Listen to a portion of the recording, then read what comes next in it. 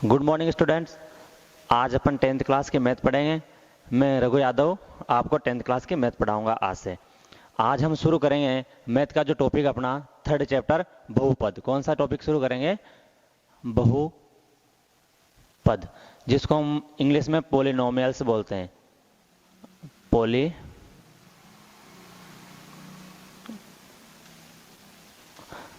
Polynomials बोलते हैं English में। ये अपना टॉपिक है बहुपद। अब आपने पिछली कक्षाओं में पढ़ा होगा बहुपद क्या होते हैं, कि कोई भी रैखिक समीकरण होते हैं, जैसे एक चर वाले रैखिक समीकरण, दो चर वाले रैखिक समीकरण। तो आपने पिछली कक्षा में पढ़ा था क्लास 8th में एक चर वाला रैखिक समीकरण। तो आपने वो समीकरण देखा होगा। कौन सा समीकरण था वो समीकरण था, आपने देखा होगा ax + b = 0। फिर आपने उसमें वैल्यू निकाली थी x की, तो वो होता है एक चर वाला रैखिक समीकरण। आज हम पढ़ेंगे द्विघात समीकरण, जिसको हम बोलते हैं द्विघातीय समीकरण।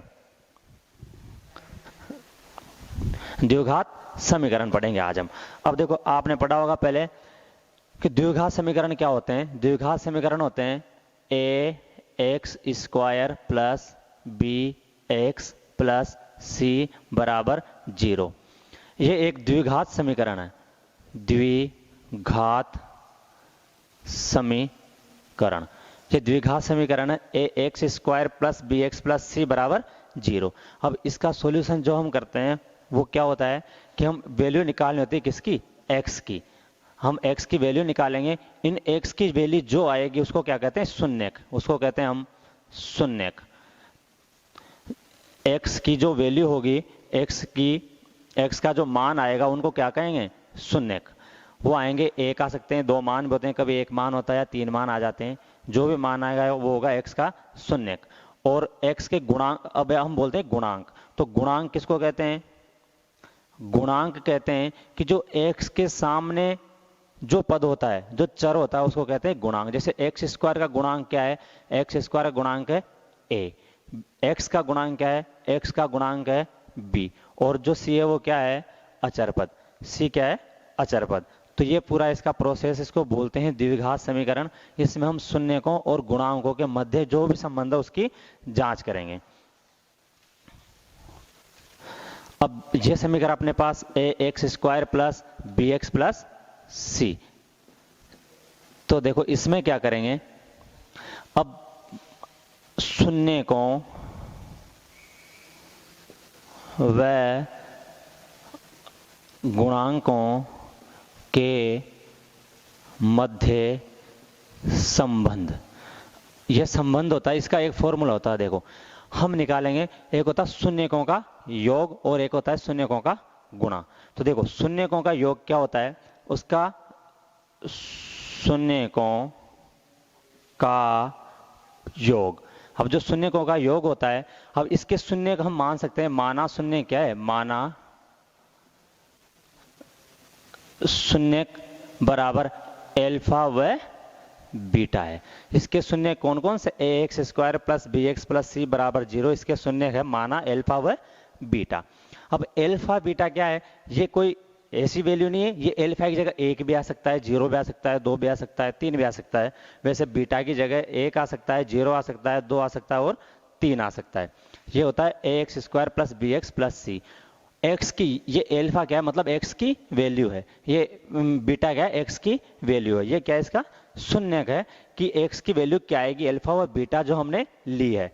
अब देखो शून्यकों का योग, तो शून्यक माना ये थे दोनों, तो शून्यकों का योग क्या होगा? Alpha + beta. होगा कि नहीं होगा?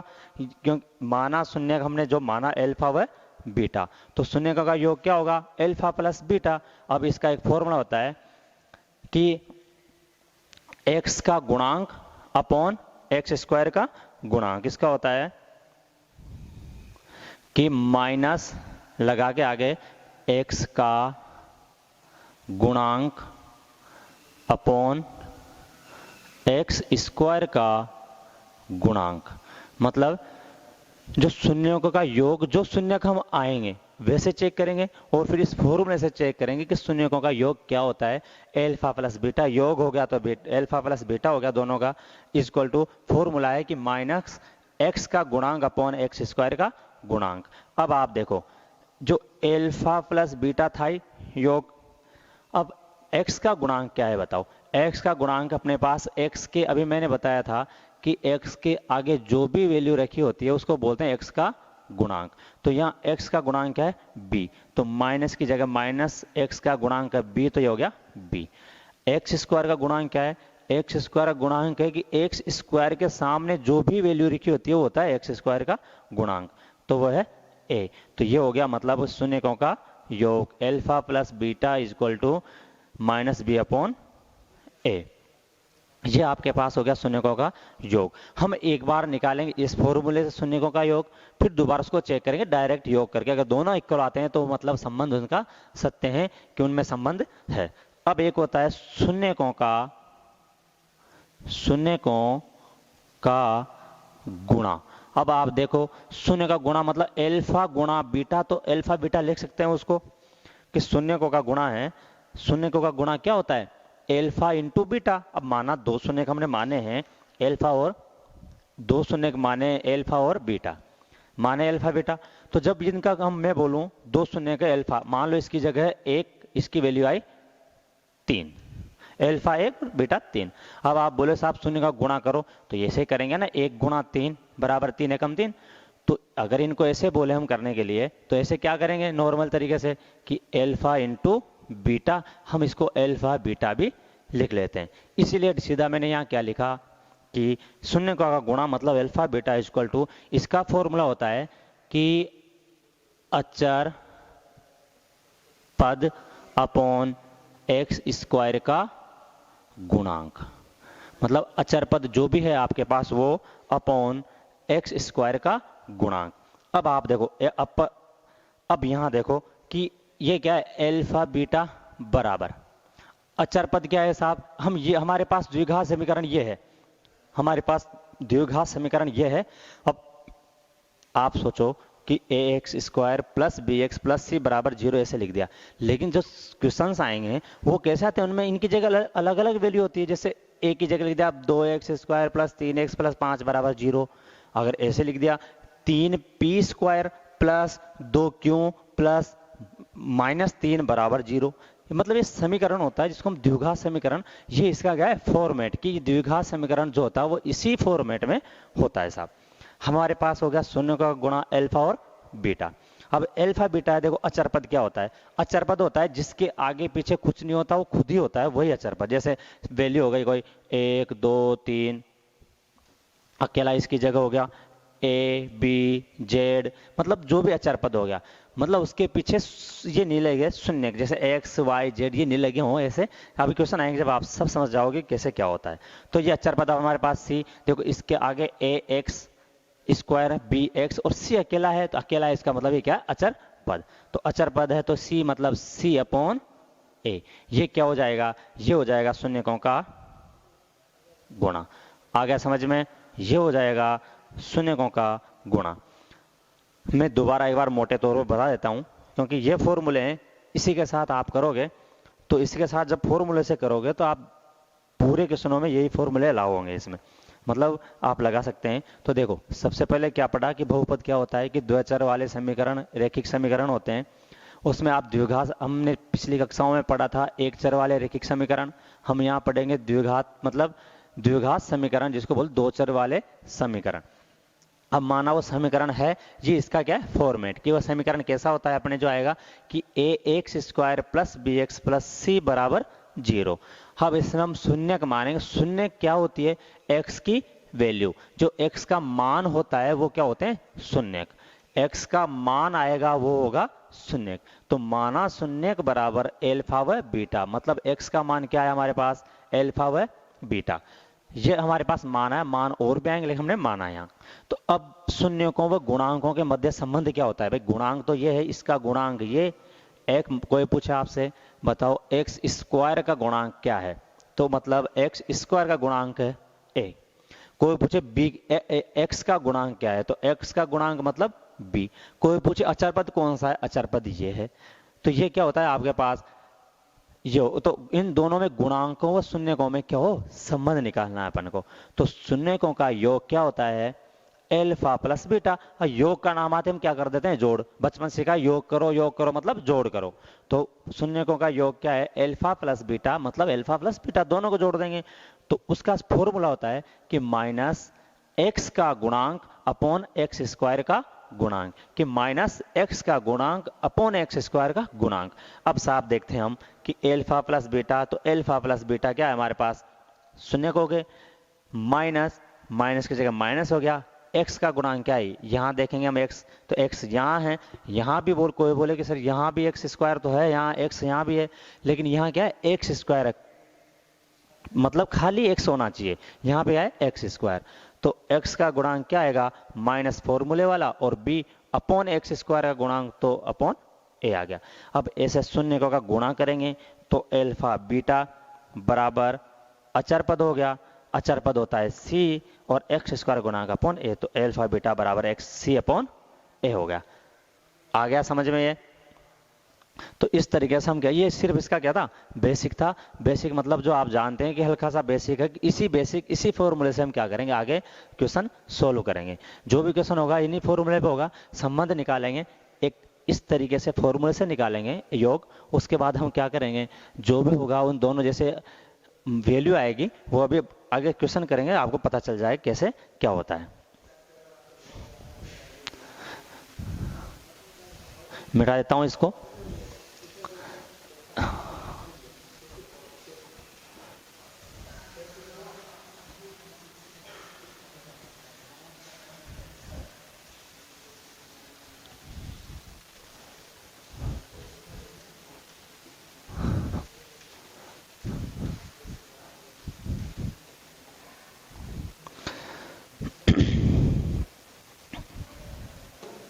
अब देखो हम करेंगे एक फर्स्ट एग्जाम्पल कराता हूं मैं आपको, बिल्कुल इस तरीके से एग्जाम्पल नंबर फर्स्ट। कि एग्जाम्पल नंबर फर्स्ट क्या है, इस तरीके से जिसको हम कैसे करेंगे, जो हमारा बहुपद है उसके जो संबंध निकालेंगे वो संबंध कैसे निकालेंगे। अभी जो हमने फॉर्मूला अप्लाई करा था उस फॉर्मूला को यहाँ अप्लाई करेंगे, जो फॉर्मूला लिखा था उसको क्या करेंगे, यहाँ अप्लाई करेंगे कि हमने कैसे बनाया था वो। अब देखो पहला है कि द्विघात बहुपद है, जैसे द्विघात बहुपद, द्विघात बहुपद दे रखा है आपके पास कि x square minus 2x minus 8। इसका क्या निकालना है, शून्य को गुणांकों के बीच संबंध की सत्यता की जांच करनी है। तो हम इसको सबसे पहले लेंगे f(x), मतलब फंक्शन x, ये हम मानेंगे f(x). द्विघात बहुपद दे रखा है x square minus 2x minus 8, अब इसको हम मानेंगे f(x). तो f(x) बराबर लिखेंगे x square minus 2x minus 8।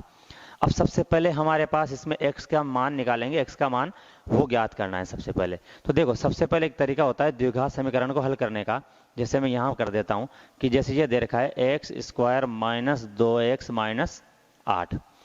तो सबसे पहले क्या करते हैं, जो लास्ट वाला है उसको एक्स स्क्वायर के आगे जो भी संख्या उससे मल्टीप्लाई करते हैं। तो यहाँ तो कुछ नहीं, इसका मतलब 1 है, अगर इसके आगे कुछ भी नहीं होता उसको मानते हैं 1, तो इसका मतलब है यहाँ पे 1, तो हो जाएगा 1 इंटू ये क्या है, जिसको चिन्ह समेत लेते हैं, पीछे वाली जो वैल्यू है उसका सब क्या करेंगे, चिन्ह भी इसी में आएगा। तो 1 इंटू माइनस 8, मतलब ये हो जाएगा माइनस 8।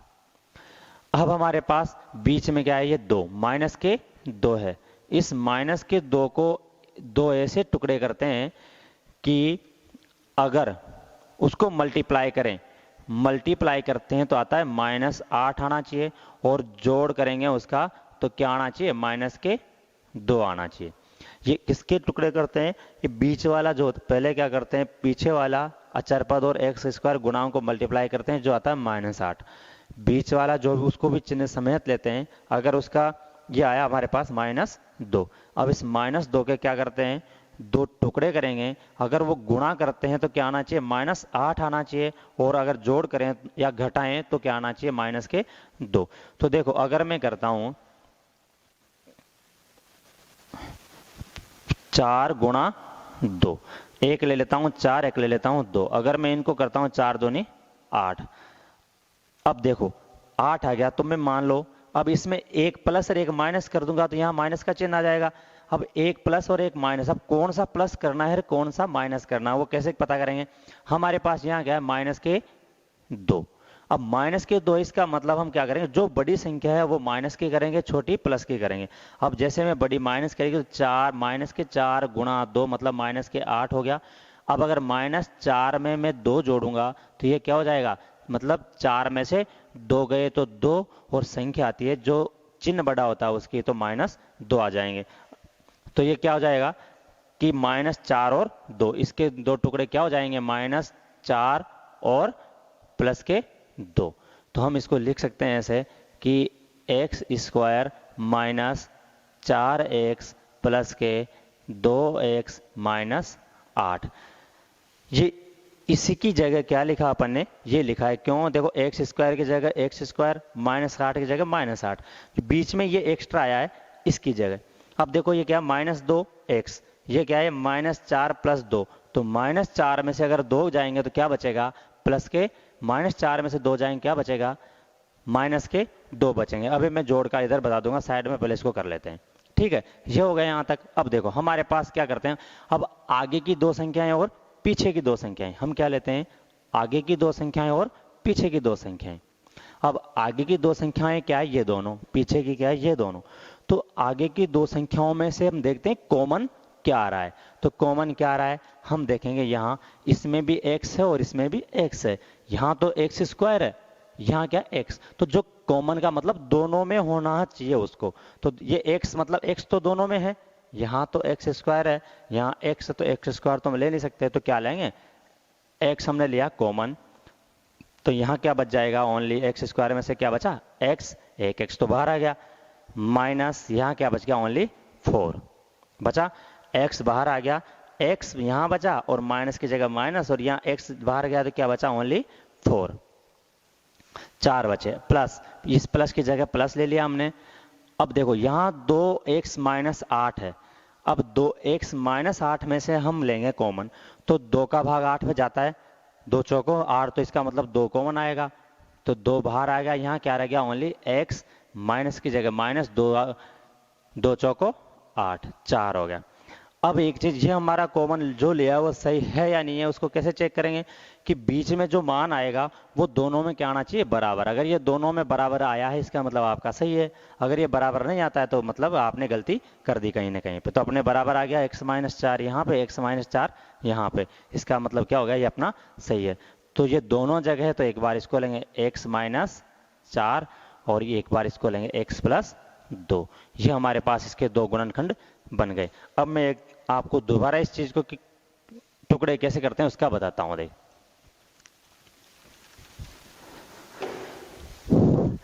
सबसे पहले तो हम देखेंगे, आप अगर आपको ये तो पता ही होगा कि अगर प्लस की संख्या को किसी प्लस से मल्टीप्लाई करें तो प्लस आएगा। अगर दोनों में से एक माइनस का हो और एक प्लस की हो, उसको मल्टीप्लाई करेंगे तो हमेशा माइनस आएगा।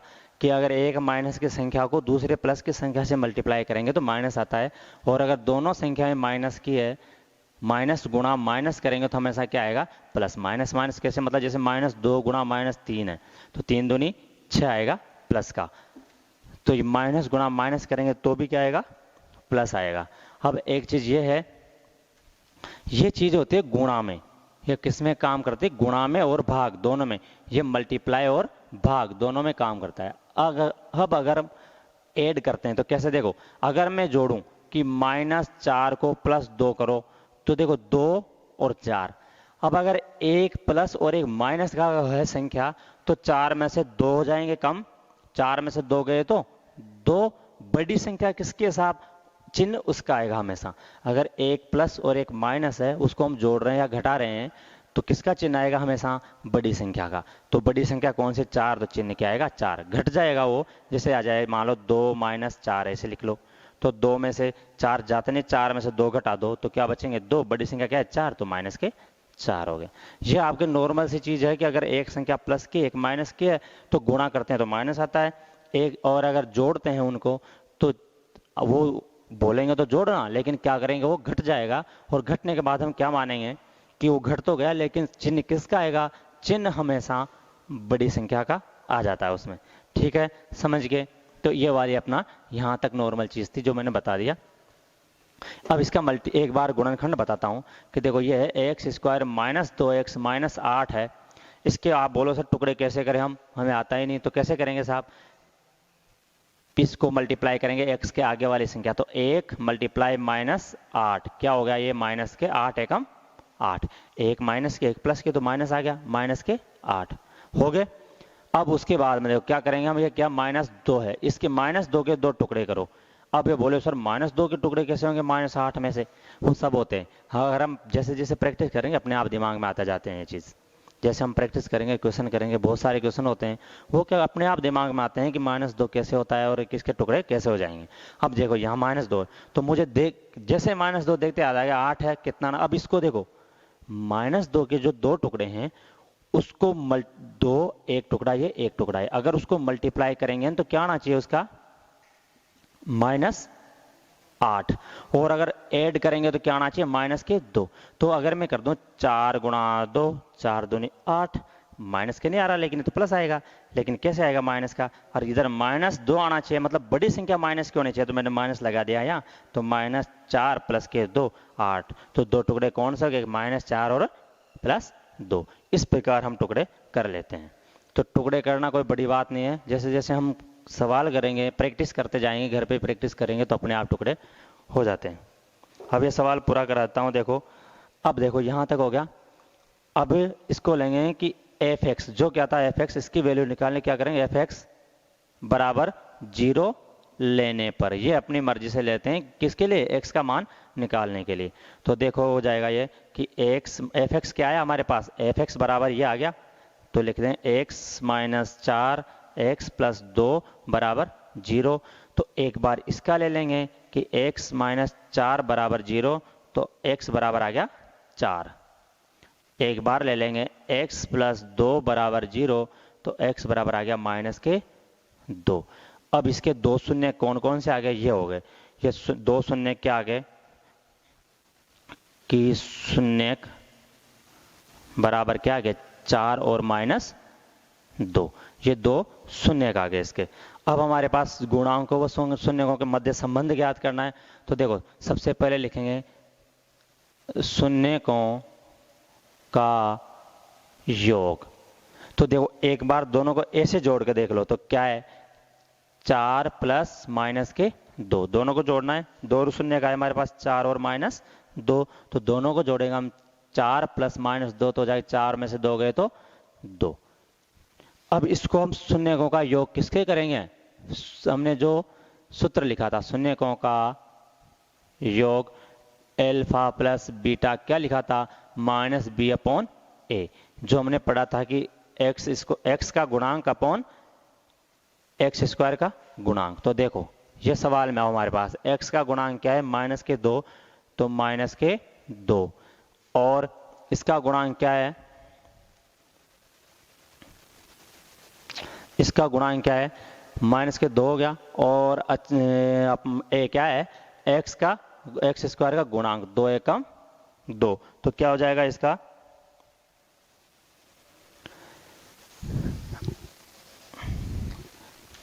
सॉरी देखो क्या है एक्स माइनस सूत्र वाला और अंदर क्या आएगा माइनस 2, क्यों एक्स का गुणांक क्या है माइनस 2, तो सूत्र वाला माइनस और फिर माइनस 2 अपॉन एक्स स्क्वायर गुणांक क्या है एक्स क्या कुछ नहीं, इसका मतलब 1 है, तो हो जाएगा माइनस माइनस प्लस, तो हो जाएगा 2। तो ये और ये दोनों बराबर हो गए। अब इसी प्रकार निकालेंगे शून्यकों का गुणा, तो शून्यकों का गुणा निकालेंगे तो वो क्या हो जाएगा, दोनों गुणा करेंगे एक बार तो सीधा डायरेक्ट 4 गुणा माइनस के 2, तो 4 दूनी माइनस 8 आ गया।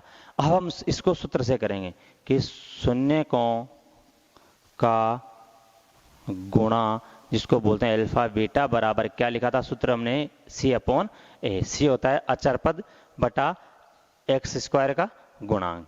तो देखो अचर पद क्या है यहाँ पे, इसमें देखेंगे अचर पद है माइनस के 8, तो ये हो जाएगा माइनस 8 अपॉन एक्स स्क्वायर गुणांक क्या है 1, तो ये हो जाएगा माइनस 8। तो देखो डायरेक्ट हमने हमारे पास जो शून्य का है उन दोनों शून्य को जोड़ा तो 2 आया, हमने सूत्र से करा तो भी 2 आया, डायरेक्ट शून्य को गुणा करा तो माइनस 8 आया, सूत्र से माइनस 8 आया। अतः हम लिख सकते हैं कि शून्यकों